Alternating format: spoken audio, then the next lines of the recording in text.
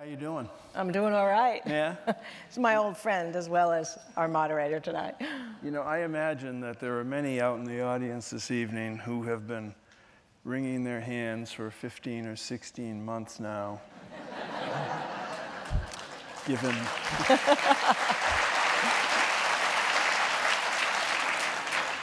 the conditions of leadership or lack of leadership. But it occurred to me today, as it does on many days, that 50 years ago this week, there were more than 200 young Americans who were killed in Vietnam. It was obviously the September of a year in which Martin Luther King had been assassinated, Robert F. Kennedy had been assassinated. We were a month away from the convention, Democratic Convention held in Chicago in the summer of 1968, and we were about to be given the opportunity to vote between Richard Nixon and Hubert Humphrey for President of the United States. And so, if you could assess the malaise and the anger and the resentment and the fear that's out there in the electorate today, and maybe help us pump the brakes that things have been bad before and we've survived. That's the role of an historian, to tell you that things are okay. No, there's no question. People constantly ask me, are these the worst of times? And the answer is no. And I think that gives us a certain kind of reassurance because we've gotten through much harder times before with leadership. So I'll get to that at the end.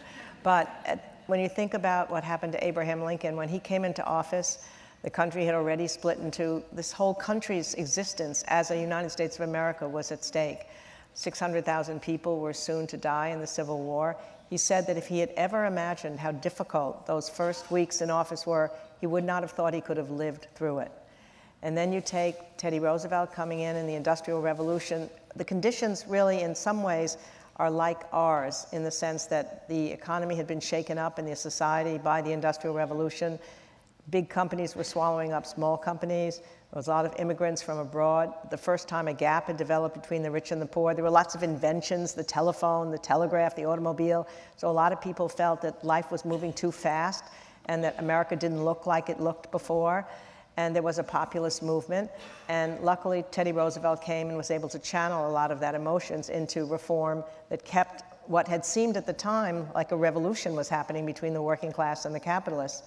And then, of course, think of FDR coming into office. On the day he came into office, the banks were collapsing. People had been for weeks trying to get their money out of the banks in long lines. Violence was beginning to happen. Large numbers of unemployment, more than ever before. And he felt like he said that the whole house of cards might collapse before he even got inaugurated. And then when JFK is killed, LBJ comes in. When that assassination was watched by any of us who were still alive then, or we're not still alive then, we're alive then. And we're watching not only the assassination, but we're watching the assassination of the assassin.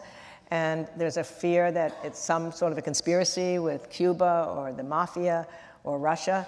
And there's already been a lot of violence connected to the civil rights movement because the civil rights bill is stuck in the Congress and there's no way it seems it's going to get out. And there's articles written that this Congress can't do anything. It's a danger to the Republic that they can't pass any kind of legislation. And yet, what's different then and now is that in each one of those situations, there were leaders, and the leaders formed a bond with the citizens, and they were able to mobilize the country to deal with the problems. So I think the answer to your question, Mike, is that what's different today is we feel that absence of leadership, and we feel like there's a sense of lost moorings, and there's an anxiety because we can't see where it's going. So that I think that in a certain sense, that's why I think history is so important, because we need to remember and think about times in our history when it seemed that way to the people who lived there, but then something happened and positive things happened and the leaders and citizens formed a bond. And if we can remember that we did it, we can believe we can do it again. Because without that belief that we can do it again, then we do feel a sense that it's the worst of times. So you have written about each of the people that you chose as subjects to explore leadership individually, obviously. Abraham Lincoln, Teddy Roosevelt, Franklin Delano Roosevelt, and Lyndon Johnson, who you actually worked for a bit in the White House.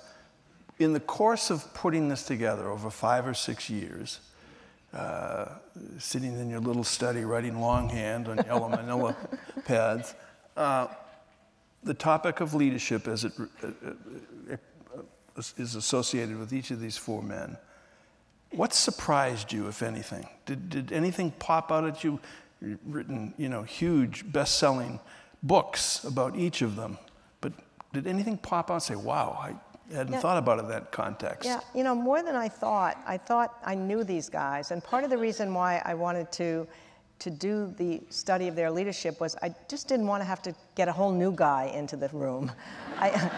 Each time I would move from Lincoln to Franklin or Franklin to Teddy and Taft, I felt like I was betraying the guy before, like an old boyfriend, I'm leaving him behind, and I had to move the books from that person into another place in the room. So this way I thought, what if I could just keep my 4 guys? I shouldn't call them my guys, it's just that I've lived with them for so long, I wake up with them in the morning, I think about them in bed at night, so I think of them as my guys. So I thought, what if I kept them together, but I looked at them in a different way? Because before, in these big fat books, I'm dealing with their families, their colleagues, a whole series of historical events. So looking at them just through the lens of leadership, it made me think about, when did they first feel ambition? When did they first see themselves as leaders? When did other people recognize them as leaders? How did they get through adversity? Does the man make the times or the times make the man? These are the things we used to talk about when I was in graduate school. We'd be sitting around having drinks at night and talking these things. It sounds very nerdy, but I was able to come back to these questions that I really cared about, and they're very personal. So in a certain sense, I was looking at them differently. I had never thought before about, for example, Franklin Roosevelt. I was dealing with him as a leader in the World War II, so I hadn't thought about those early years when he first got into politics, or really any of them when they first got into politics. And the really interesting thing is they get in with different attitudes. There's no clear path for them to become the political leaders they became. Abraham Lincoln is 23 years old when he decides on his own to run for the state legislature. And you have to, in those days, give a handbill out to people to say why you're running. And the incredible thing about Lincoln is that thing he writes, even when he's 23, is magnificent. He said, every man has his peculiar ambition. Mine is to be esteemed of by my fellow man. He's thinking that at 23 years old. And then he says, I have no popular relations. He's only been in this town of New Salem for 6 months, and he's suddenly putting himself forward. He had huge ambition, and where ambition comes from is the mystery to me. That's the surprise. I wish I could answer that. Anyway, he says, I'll probably be disappointed, but I've been disappointed by so much in life that I won't be too chagrined. But then he says, and this surprised me, he said, but if I lose, I'm going to try again. And in fact, I think I'll try 5 or 6 times until if I lose that many times, it'll be humiliating, and I promise I won't try again. I mean, that's incredible, right? So he goes, he loses, and then he wins the next time, and all of his friends chip in to get him a suit when he goes to the state legislature, so he looks like somebody who's got possibilities in life. And then Teddy Roosevelt, by the contrast, he's 23 years old also, and he's going to law school, but he's finding law school not the right thing for him, and he doesn't know quite what to do. And somebody comes to him and says, how about running for this seat in the Silk Stocking District in New York? And they know that his father had been a well-known philanthropist. They know that he'd have the money for the campaign. And he says yes. And surprisingly, he says when he first went into politics, he wasn't going in to help his fellow man. He just thought it would be an adventure to be in politics. But then once he got in, and he was in the state legislature, and he went and visited the tenements, and he saw the slums in New York, he really then began to develop an empathy to want to do something for these people. But it developed more slowly in him. Similarly with Franklin, he's 28 years old. He's not been very distinguished in college, in graduate school, and law school, or even the firm he's working at, a Wall Street firm. He's not a very distinguished hard worker, but they come to him and they say, would you like to run for a seat in the state legislature from Dutchess County? Because his name is Roosevelt, he'll run as a Democrat. Some will think he's Teddy Roosevelt, so they'll vote for him. And he too has a wealthy mother who can support the campaign. And the interesting thing is he immediately says yes. And then he goes out on the campaign trail, and he'd been very insulated before this time. He loves it. He loves every minute of it. He goes around and he talks to people and he listens to them, and he's nowhere near an accomplished speaker then. Eleanor, who's married to him at the time, says he would pause so often when he started to speak. She was so afraid he would never continue. There'd be these long pauses. And then by the end of the campaign, he was talking so long that it was like 2 hours he was up there, and she'd have to pull him off the stage. But more importantly, he found when he was out there with these people that this was what he wanted to be. There's a statement by William James, a philosopher, who said, there comes a moment in every man's life when all of a sudden a voice within tells you, this is the real me, if you find a vocation. And he found it. And then LBJ, from the time he's 3 or 4, is listening to his father, who is a state legislator, and his cronies talk in the night as they're drinking, and he's in the shadows wanting to hear everything about the stories. And then he goes into following his father in the state legislature, and all he wants is to gain power for a while, and he becomes this extraordinary little politician. I mean, he goes into his college career, and he decides that the way you get ahead in power is to get close to the person who has power. So he decides, I want to get close to the president of the school. So the way he does that, he joins a janitorial crew outside, and he cleans up more trash than anybody else, so he gets known, and that wins him an inside janitorial job. And then he decides he wants to mop the floor outside the president's house, the next thing, the president's office, then the next thing he's talking to the president, next thing he's the clerk, the next thing he's the secretary, the next thing he's running the president's office. So for him, it came very early. So all those things I didn't know about these guys, what it was like. And the reason I started with them when they were young is I was giving a talk to a college audience some years ago about leadership lessons from the White House, and a kid raised his hand and said, how can I ever become one of them? It's too remote. They're on Mount Rushmore. So I figured if I could start when they're young, when they're going to struggle, they're going to lose, they're going to come back, they're going to learn, they're going to grow, then people could aspire to be one of them. So these 4 men thought what they thought and planned what they planned, average age of in between 23 and 28. So what do I do? Go home and line up my boys and tell them they're losers? I mean, you just made me feel bad. But the interesting thing, listening to that, what role does ego play in leadership? It's huge, as somebody we know might say. I would think so. Yeah. No, the really interesting thing that I think I began to explore during this study was that all of them, maybe Lincoln's a little bit different because he's always a little different, but he's certainly got plenty of confidence, plenty of ego. And they all go in for an ambition for self pretty much at the start. And the thing that will distinguish a good leader, perhaps from a great leader, is that at some point that ambition for self becomes transformed into an ambition for the collective or for the larger good. And in the case of these people, it occurred in part because they went through adversity. There's something about going through adversity and coming out the other end and being stronger and learning wisdom and perspective from it that I think makes a leader a different kind of person. Surely that's true with Franklin Roosevelt. I mean, he was handsome, he was cocky, he was a natural politician, but until the polio, there wasn't anything really that you could say that he was going to be the great leader he became. And when he got polio, he learned humility.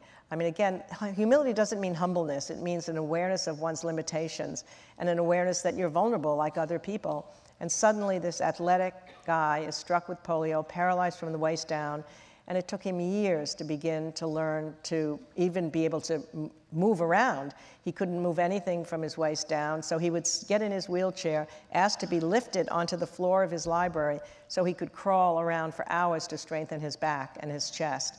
And then he would go up the stairs one at a time, hoisting himself, and when he got to the top, he was sweating. He would then have a celebration at the top to celebrate each one of these little wins.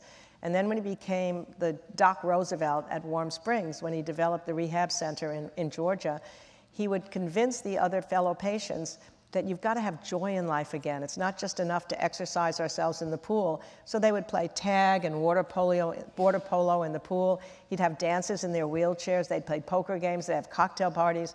And he convinced them that they could have a life even though they were paralyzed. And that's where he really learned, I think, the leadership that made him a different man, wanting to do something with his ambition more than just get power for himself. And you could say that about each one of these 4 guys, that they all went through that kind of experience. You know, it's probably, this is an impossible question to answer given the historical context that each of these men played a part in during their lives. But if you were forced to rank them in terms of, you know, okay, batting leadoff, what would you do? Yeah, these are the terrible things when historians are asked to rank presidents. There's a funny story relating to that, and then I'll answer Mike's question. Always in the historians' polls for years, James Buchanan, who preceded Abraham Lincoln, has been at the bottom of the polls. And so recently, a new poll came out, and President Trump was at the bottom of the poll. So the story was that the Buchanan family were celebrating, all the relatives. I'm not at the bottom anymore. Is that the Pat Buchanan family? Or? He's related, James and Pat. So what happens, I think, is the reason I think Abraham Lincoln, in my judgment, would rank ahead of any of the others is not only because he had the Civil War and he ended slavery and he kept the Union together and he won the war. It's his humanity. There's something when I was living with him in these last years I just kept feeling that if I could be more like him, I'd be a better person. There's something about his human nature. I mean, he was the kind of person who obviously had feelings like all of us do of envy or jealousy or anger.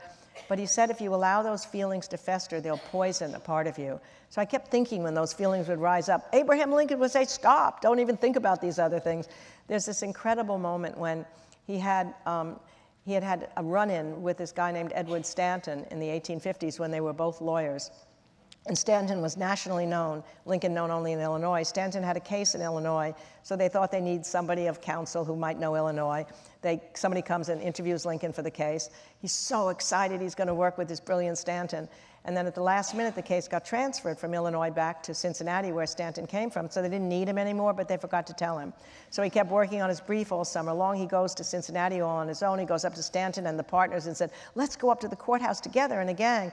They take one look at him, and Stanton sees that his hair is disheveled. He's got a stain on his shirt. His sleeves are too short for his long arms. And he turns to his partner and he says, in Lincoln's hearing, we have to get rid of this long-armed ape. He will hurt our case. It was humiliating to him, but he stayed for an entire week to watch Stanton do his case, and he came back to Illinois saying, I've got to become a better lawyer. Much more importantly, years later, when he's president, everybody comes to him and said, Stanton's the best man to be the Secretary of War.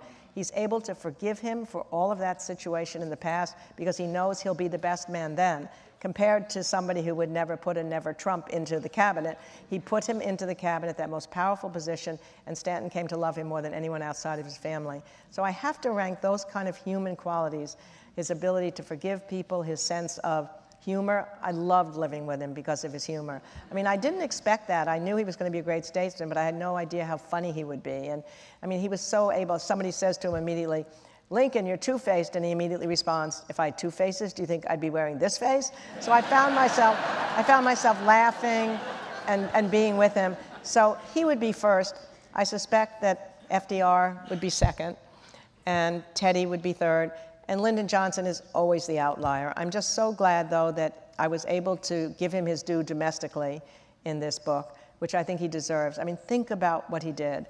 I mean, 3 civil rights laws, ending segregation in the South, voting rights, that precious right for African Americans, fair housing, Medicare, Medicaid, NPR, PBS, immigration reform, poverty.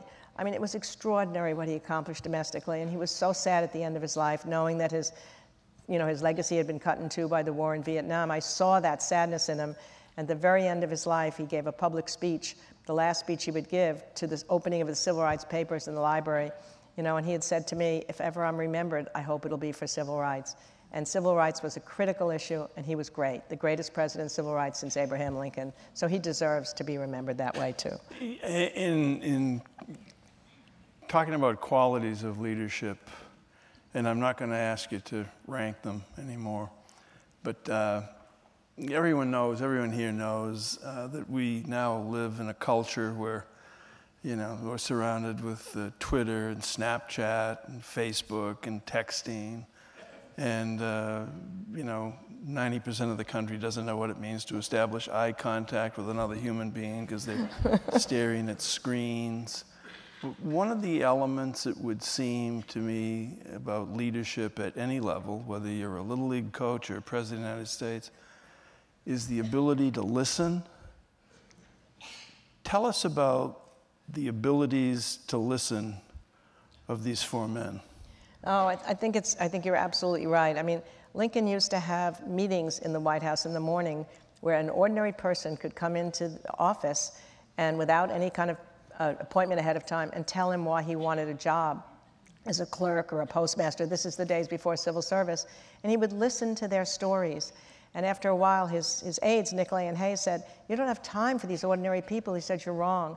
These are my public opinion baths. I must never forget the popular assemblage from which I have come." And then he went to visit the troops. Every time there was a battle, he was there the next day on the active battlefield.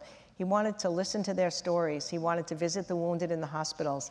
And in fact, when he later issues the Emancipation Proclamation, because of that connection he had established by listening to their stories, and he told them, "If you're mad at your generals, you can come visit me in the White House," and they would come. They trusted him. So even though only 3 out of 10 soldiers in 1862 and 1863 thought they were fighting for emancipation, they just wanted to fight for union. They did not think they were fighting for emancipation. Once he made that decision, because they trusted him, the bond was established, he was able to get them to come for emancipation.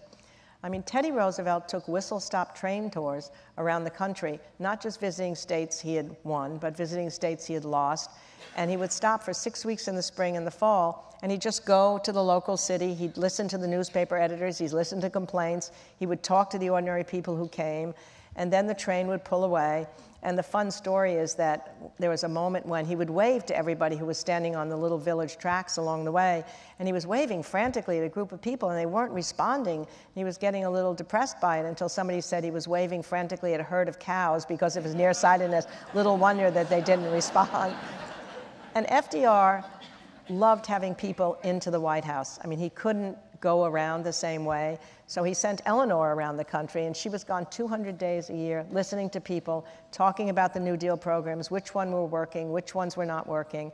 And then she'd come back and tell him the stories. And then he would bring all sorts of people into the White House for lunch and dinner, and he would just ask questions, and listen to what they were saying. And then LBJ listened to every single congressman. When he first got into office, I mean, Congress was his constituency in the beginning because he had to get the Congress working again.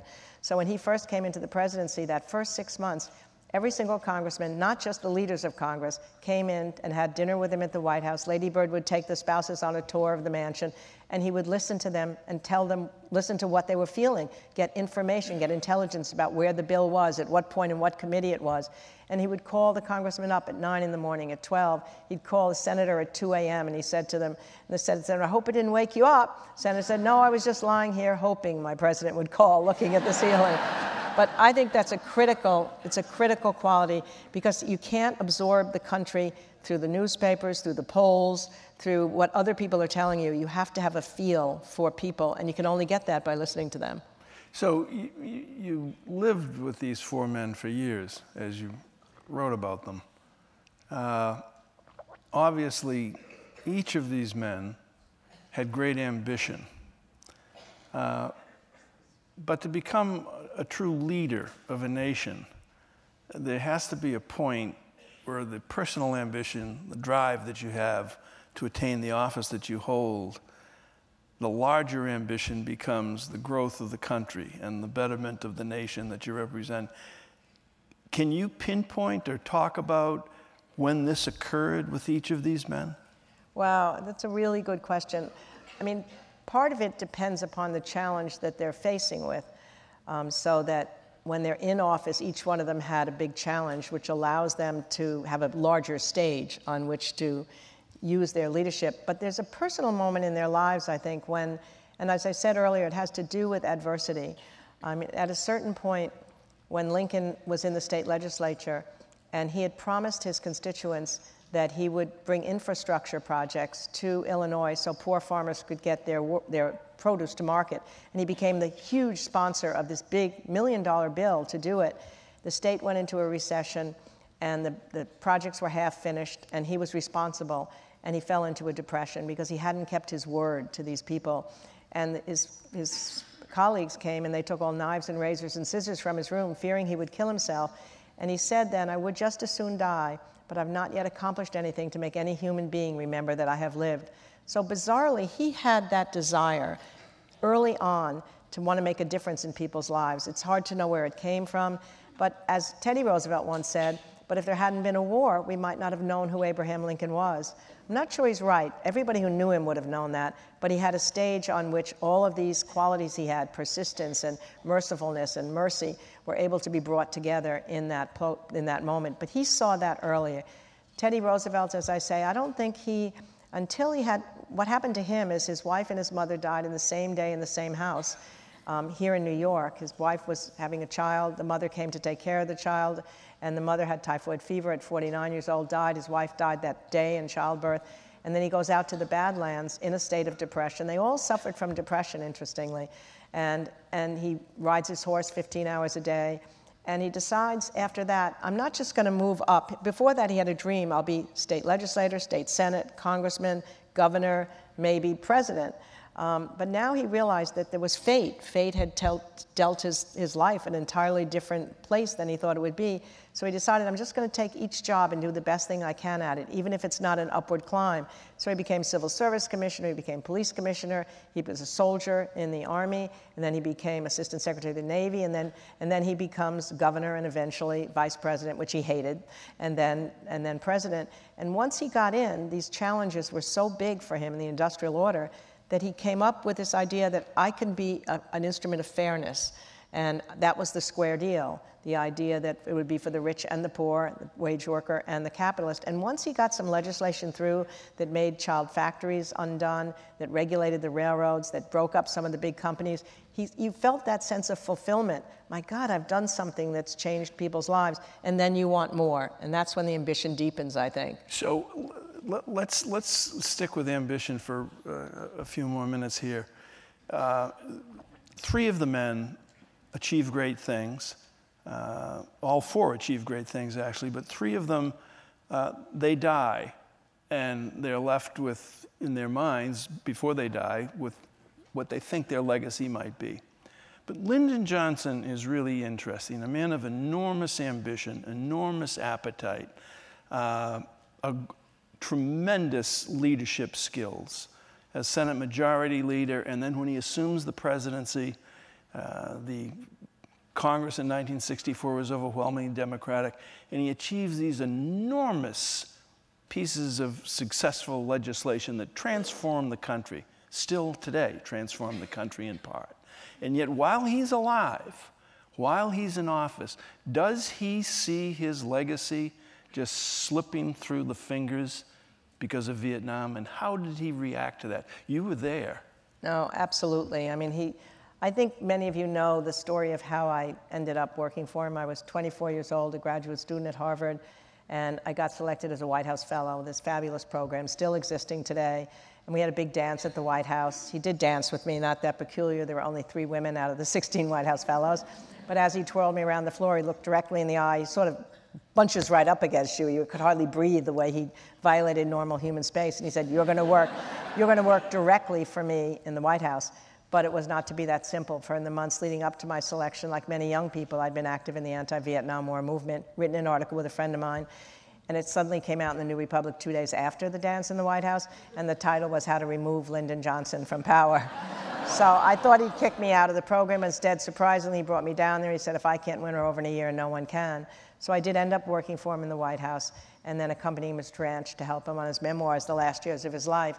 So I really did get close to him. It was a very curious relationship. I mean, I was never sure why he had spent so many hours with me. I like to believe it was because I was a good listener, and he was a great storyteller, fabulous, colorful, anecdotal stories. But there was a problem with these stories. I later discovered that half of them weren't true, but it didn't matter. So I think part of it was that he liked that I listened to his tall tales. Part of it was that I was then a young woman, and he had somewhat of a minor league womanizing reputation, so I constantly chatted to him about steady boyfriends, even when I had no boyfriends at all. Everything was perfect until one day he said he wanted to discuss our relationship, which sounded ominous when he took me nearby to the lake, conveniently called Lake Lyndon Baines Johnson. Wine, cheese, red check tablecloth, all the romantic trappings. I thought, oh my God, and he started out, Doris, more than any other woman I've ever known, and my heart sank. And then he said, you remind me of my mother. So anyway, so this was our relationship. So it may sound weird, I admit, but anyway, so I was with him in those last years. I went down to the ranch, I helped him on his memoirs. I actually stayed at the ranch, and there was an enormous sadness that enveloped him. I mean, he knew then that his legacy was been cut in two. He wasn't sure that he'd even be remembered for the domestic programs that he had done. And interestingly, his ambition transformed itself. When he was majority leader in '55, he had a massive heart attack. And he said to himself, he had just been accumulating power, not to the purpose to which it was going to be put. What if they all think this way. I mean, what if I died now? Would anybody remember that I have lived?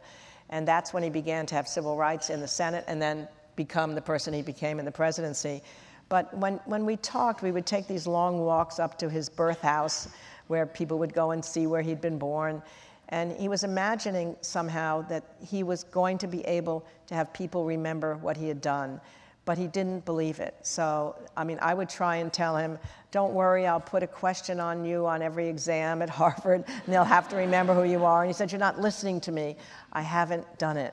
And the extraordinary thing, which I started to say earlier, is so he had yet another heart attack when he was at the ranch, and he was on oxygen, he was in a lot of pain.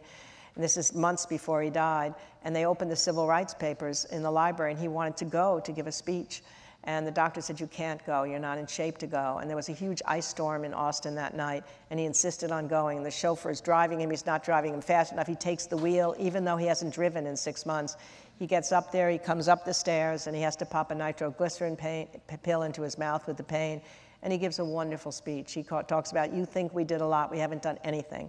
Until the white man and the black man stand on equal ground, this country will not be what it should be. And then 5 weeks later, he dies. So he never had that sense. I'm just so glad that at least for his kids, I mean, the war will forever tear this legacy upon it. And it was an epic failure of leadership. Everything he did domestically, he did not do foreign policy. The war hurt the country, it hurt all those people that died, it hurt Vietnam.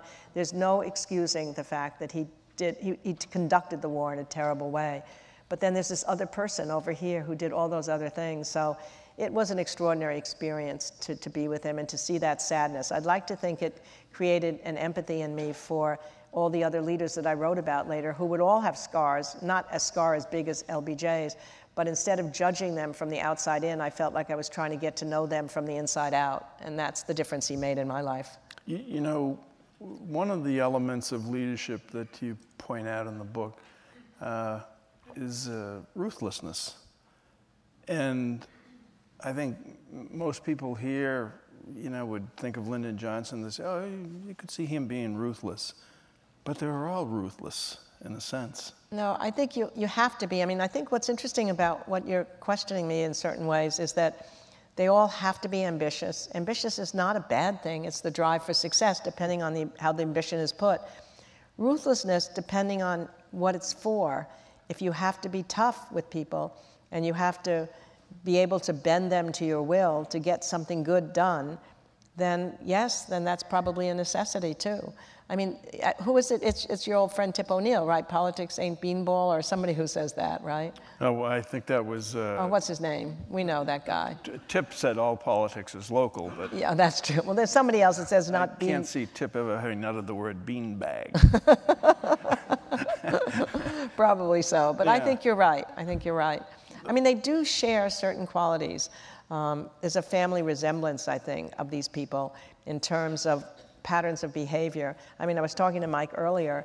One of the things that I think is so important that we underestimate in leaders is energy is something that they all have to have because the days are long, but they have to figure out ways to replenish that energy and to relax and find a way out of the tensions that they're facing. And they all were able to do that again, except Lyndon Johnson. I mean, he's always the outlier. I mean, he would never stop working. When I was at the pool with him, he had a pool at his ranch. We would just stand in the pool because there were so many floating rafts with floating telephones and floating memo pads on them that you couldn't even move. But all the others found a way to relax, which I think is what kept them going. And we think in our 24/7 world that we can't possibly take a vacation or we can't go away without our cell phones. Here's Lincoln. He goes to the theater more than 100 times during the Civil War. He said when the lights went down and a Shakespeare play came on, for a few precious hours, he could forget the war that was raging. And then his sense of humor was what got him through. In the middle of the worst days of the war, when he couldn't sleep at night, he would go and wake up his aides, Nicolay and Hay, and read a comic passage from Shakespeare, because that would allow him to think about what was funny in Shakespeare rather than the war that was raging. And he told funny stories in the middle of terrible cabinet meetings to get the people to relax. My favorite story was told in the Lincoln movie. I convinced Spielberg and Daniel Day-Lewis to tell the story, which Lincoln loved to tell, about the Revolutionary War hero Ethan Allen, who went to England after the war, and they decided they were at a dinner party, they'd embarrass him by putting a huge picture of General George Washington in the only outhouse where he'd have to see it, and they figured he'd be so irritated at the idea that George Washington was in such an undignified place. But he came out of the outhouse not upset at all, and they said, well, didn't you see George Washington there? Oh, yes, he said, I think it was the perfectly appropriate place for him. What do you mean, they said? Well, he said, there's nothing to make an Englishman shit faster than the sight of General George Washington. So anyway, Lincoln relaxed that way, and he gained energy. He said, if I didn't go to the theater, it would kill me, what's happening. Teddy Roosevelt was able to exercise for 2 hours every afternoon in the White House. It would be a boxing match, a wrestling match, or a game of tennis, or his favorite exercise was a walk in Rock Creek Park in the wooded cliffs, where he had a simple rule that you couldn't go around any obstacle. If you came to a rock, you had to go over it. If you came to a precipice, you had to go down. So everybody's falling after him as they're running through the woods. But the best story was told by the French ambassador. He came with his silk vest and his silk hat. We're going to walk in the Champs-Élysées. Finds himself in the woods with Roosevelt trying to keep up. Finally, they come to a stream. He says, thank God it's over. Then he said, judge of my horror when I saw the president unbutton his clothes and say, it's an obstacle, we can't go around it, so we don't want to get our clothes wet. So I, for the honor of France, took off my apparel. However, I left on my lavender kid gloves. It would be most embarrassing if we should meet ladies on the other side if I didn't have gloves on. So anyway, that's him. And then what does FDR do? He is, every night during the World War II, he had a cocktail hour in the White House where the rule was you couldn't talk about the war. You could gossip, you could talk about books you'd read, movies you'd seen, as long as the war didn't come up. So he, like Lincoln, could relax for a few precious hours. And then after a while, he cared so much about the cocktail party that he wanted his friends and colleagues to be living in the White House on the second floor to be ready for the cocktail party. So the White House becomes the most exclusive residential hotel you can possibly imagine. Harry Hopkins, his foreign policy advisor, comes for dinner one night, sleeps over, doesn't leave until the war comes to an end. Missy Lahand, his secretary, is living with the family. Princess Martha from Norway, in exile in America, she's there with the family. Lorena Hickok, who has an emotional relationship with Eleanor, she's in a bedroom next to Eleanor. And Winston Churchill comes and spent weeks at a time in a bedroom diagonally across from Roosevelt. So when I was working on No Ordinary Time, I became obsessed with the thought of all these fabulous people in their robes at night, and what great conversations they must have had as they met in the corridor of the second floor. So I mentioned this on a radio program in Washington, and it happened Hillary Clinton was listening. So she promptly called me up at the radio station and invited me to sleep overnight in the White House. She said we could then wander the corridor together and figure out where everyone had slept 50 years earlier. So a few weeks later, she invited my husband and me to a state dinner, after which between midnight and 2 a.m., the president, Mrs. Clinton, my husband, and I, with my map in hand, figured out, yes, Chelsea Clinton is sleeping where Harry Hopkins was, the Clintons are sleeping where FDR was, and the bedroom we were given was Winston Churchill's bedroom, which meant there was no way I could sleep. I was certain he was sitting in the corner drinking his brandy and smoking his ever-present cigar. In fact, that scene is the scene of another naked story, which is that Churchill, when he was there, Roosevelt was set to sign a document that put the Allied nations against the Axis powers, but nobody really liked the word Associated Nations, which is what we were calling ourselves. So early that morning, Roosevelt awakens with a whole new idea of calling them the United Nations against the Axis powers. He's so excited, has himself wheeled into Churchill's bedroom to tell him the news. But it so happens Churchill's just coming out of the bathtub and has nothing on. So Roosevelt says, I'm so sorry, I'll come back in a few moments. Churchill, ever able to speak in a very formal voice, says, oh no, please stay. The Prime Minister of Great Britain has nothing to hide from the President of the United States. So I couldn't wait to go into the bathtub the next morning, and then I felt I was in the presence of the greatness of the past. But anyway, I was recently interviewing a CEO of a major company. I was telling him how all these various guys got to sleep at night. And so I said, well, so when you're anxious, what do you do? He said, I take an Ambien. So three of these men with obvious tremendous leadership skills led a country, this country, through a war. Lincoln, Civil War, obviously. Franklin Delano Roosevelt, World War II, Lyndon Johnson, Vietnam. Teddy Roosevelt to a certain extent, but not to the larger extent of the other three. What, in terms of leading the country through the war, knowing that you're ordering people to their death, what does that do to the inner soul of leadership in each of these men? What happened? I mean, I think that's got to be the hardest thing that a leader has to face. I mean, a leader of a company may have to face worries about whether the profits of the company and the people that are working for them and what the good of the company is doing might be hurt. But nobody quite has that responsibility. Certainly even a congressman or a senator doesn't, the direct responsibility that a president has, knowing that he's sending now men and women into their possible deaths. And I think the only way they can rationalize that is by the thought that it's a war that has to be fought. And Lincoln certainly believed after a while that the Civil War had to be fought to make America the country that it was meant to be by the Founding Fathers. And to withstand, I mean, he could hardly withstand the news of the battlefield's deaths. And he's hearing that tens of thousands of people have died in a single battle. It's almost impossible to imagine. The only way he could gain solace from that is he loved to issue pardons to soldiers who were going to be executed for running away from battle or for having not been disciplined in the army. And he said the only thing that allowed him to undo the deaths that day was the thought that he had saved this person's life. As long as they were willing to go back into the army again, he thought he could at least make some family happy to counterbalance the families that were losing their lives. For FDR, I think what happened is that he understood very early on that this war had to be fought to save Western civilization, that Hitler was a menace that would change the lives of everybody in the world.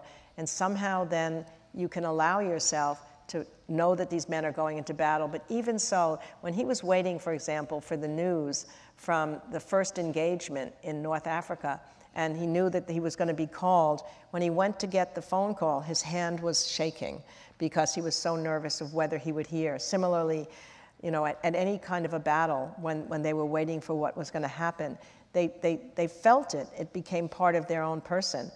And that's the problem, I think, why the war in Vietnam will always be a stain on Lyndon Johnson, because the only thing, your major responsibility if you're sending people to war is to make sure that you're telling the citizens everything they need to know about the war that they're fighting.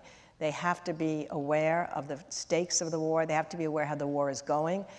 Both Lincoln and FDR made it very clear when the war was going bad what was happening so that the people understood. They kept morale going, but they weren't giving false information. When you lose that bond with the citizenry, as I'm getting my guys mixed up, as LBJ did, then there's something almost lacking morality about sending people to war if you haven't given the purpose to the country and if they're not aware of the stakes involved.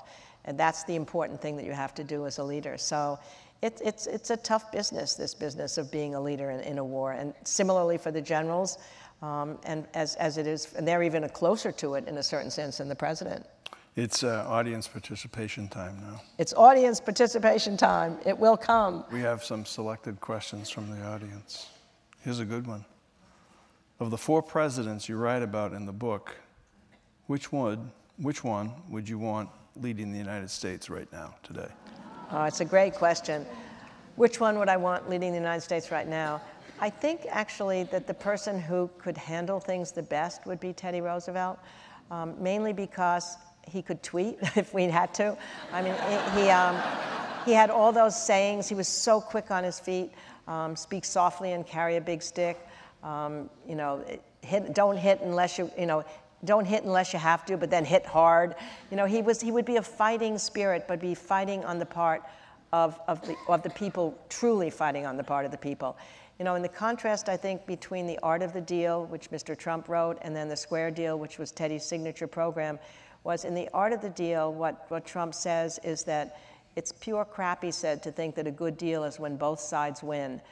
It only matters when I win, or when you crush the opponent. And Teddy's Square Deal was just the opposite of that. It was trying to balance. It was like a fulcrum point between the various forces in the society.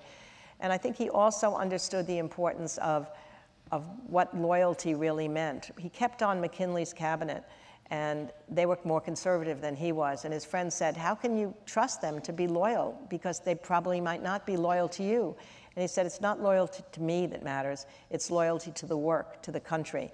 And if they're loyal to that, it doesn't matter what they used to feel about me. And if they're not loyal to their work in their country, then they're going to be gone. So I think he would have been, and he was a charismatic person, which maybe this crazy celebrity culture of ours needs right now. He loved being in the center of attention, much as our current president does. They said about him that he wanted to be the baby at the baptism and the bride at the wedding and the corpse at the funeral. He so loved being in the center. And he had that colorful personality that would have, I think, attracted us. And I think he would have understood the changes in technology that are there. He was so interesting that way. So I think I'd pick him for now, because I think we need somebody passionate. This person was passionate, but he was also able to see both sides of an issue. He was neither to the right nor the left. It wasn't that, sometimes when you say somebody's a centrist, it sounds like they're a moderate person, not passionate about what they're doing, but he was passionate about moving the country forward, but getting both sides together. So, I mean, of course you'd want Lincoln around no matter where you are, but I think probably Teddy would be there. I'm going to paraphrase this next question. It's basically, if you could have included more presidents or people on this list, would you have? I'm going to ask you, what happened to Harry Truman? Did he almost make the cut? Did you think about it? Oh, if I had known Harry Truman, he would have absolutely made the cut. I have to know these guys. I mean, it takes me so long to know them, to get into their heads the way I tried to in this more personal way in this book. But Harry Truman was a really good president and a good man. And if I had known more about him, and if I were to study another person again, he might be the person I'd like to do. So of the presidents that you've written about, which one in your mind became obviously transformed quickly, or even slowly or gradually, once they took that oath of office? Wow. Not FDR. I mean, I think he, even before he took the oath of office, he was waiting for that responsibility. That's what was so interesting about him. He was not afraid of taking that oath of office, and I don't think he changed when he became it. Probably not Teddy Roosevelt either. I mean, he was, the day after McKinley was killed, he was ready to become the president. I mean, you would say LBJ, but it may be Abraham Lincoln. I mean, here's a man who had only the experience of 1 term in Congress, 4 terms in the state legislature, had become the spokesman for the anti-slavery cause in Illinois, and it was beginning to spread his name around the country. And he comes into Washington, and he had, even the night, I think he was transformed the night he won the presidency, even before he took the oath of office, because he couldn't sleep that night. And that's when he made the decision to put each of these 3 chief rivals into the presidency, something nobody had really done in that way before. I mean, Seward, Stanton, and Bates were so much better known than he was. Each one thought he should have been president instead of Lincoln. They were more celebrated, more educated. They really didn't think all that highly of him. And he had the confidence to be able to say, if I put them in, I can still be their leader.